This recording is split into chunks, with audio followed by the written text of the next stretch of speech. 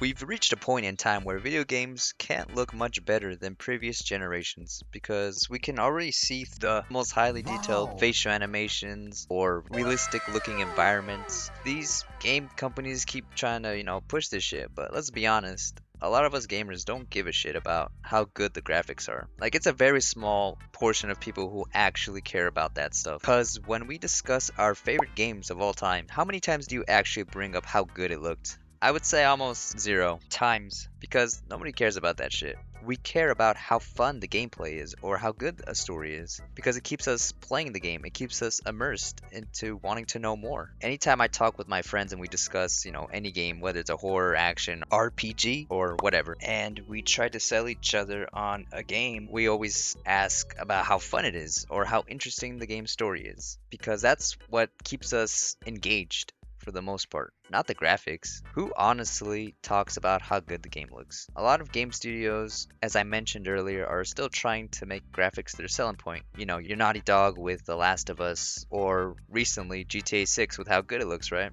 But the majority of us want to know how good the gameplay or story is. Sure, you can have the most best looking graphics, but if your gameplay is ass and your story's boring, no one's gonna stick around for how good this thing looks. Nobody is. Just look at Mind's Eye. It looked pretty decent for what it was, but the gameplay was so shit and the game was buggy as hell. I feel like that's the only time people actually care about graphics. Is if it turns out like, say, Cyberpunk 2077 on launch, or Mind's Eye. Games like that are so buggy and broken that you can't even see what the fuck is going on because your screen just turned black out of nowhere and the game crashed. And you're only 10 seconds in. The lesson that can be learned there is that studios need to not rush their games out the door before it's ready.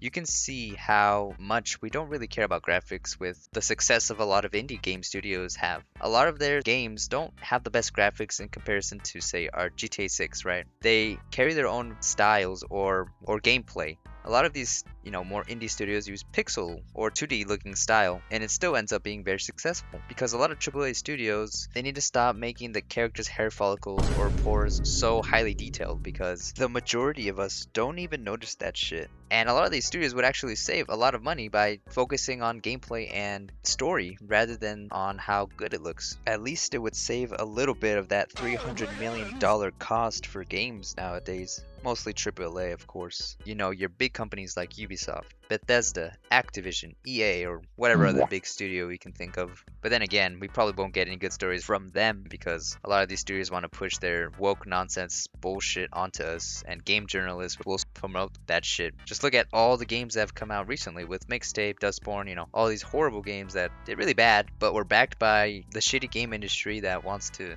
push us down because we true gamers, we see what these quote unquote games are, and we're not gonna just sit here and take that beating from these assholes that hate us and want to blame us when their stupid garbage fails. We're gonna dance on their grave as their studio closes, and we will celebrate them getting fucking laid off because it's funny. Of course, these idiots who think they are the game industry and will keep making these games because it spites us, they don't give a shit about what we want, so we're not gonna give a shit about when they get laid off. But on the flip side, when a game studio makes a good game with good gameplay, a good story, we will back them up and make them a successful, well-known gaming studio. And you can see how older games that came out back in the day on older consoles, your Max Payne, your Metal Gear, or BioShocks 1 and 2 specifically, which didn't have the best graphics but had other things that made it make it worth your time and to stick around and keep playing. You can look at recent games that have been released over the years as well. Your Hollow Knight, Silksong, Hollow Knight the first one, I'm Not Human, Celeste, all these other games that have their very unique styles, interesting gameplay, or good stories. There are so many games throughout